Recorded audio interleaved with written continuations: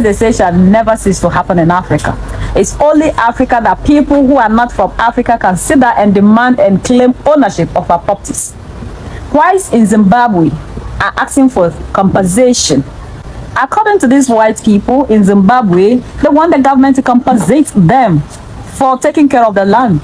Hello guys, you're welcome to my channel. If you're new here, my name is justchizy. So guys, in today's video is about the white farmers in Zimbabwe insisting on Zimbabwe government to compensate them over the loss of land in farm invasion under former leader Robert Mugabe. The Zimbabwean government will this month pay an initial $20 million to foreign white and local black farmers who lost land in farm invasion under former leader Robert Mugabe at the turn of the century. And then Ghanaian sister has this to say.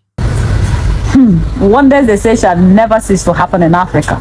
It's only Africa that people who are not from Africa can sit there and demand and claim ownership of our properties.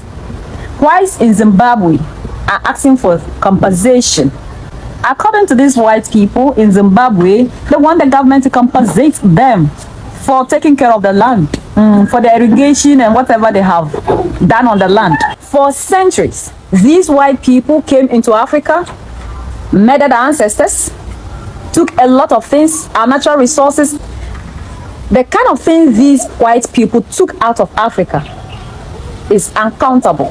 The pain they caused us, the number of people we lost in Africa.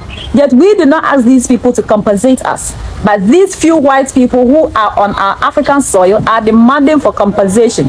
Did we ask them to do anything on our land? According to them, it's in the Constitution that we have to compensate them.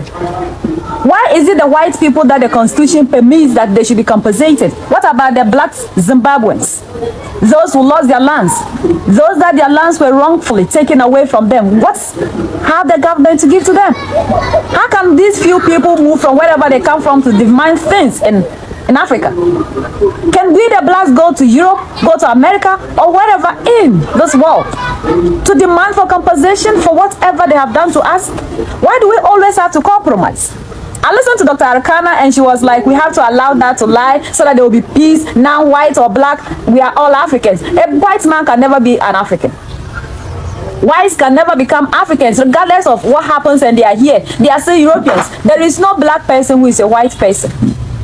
Why must it always be Africans that have to compromise?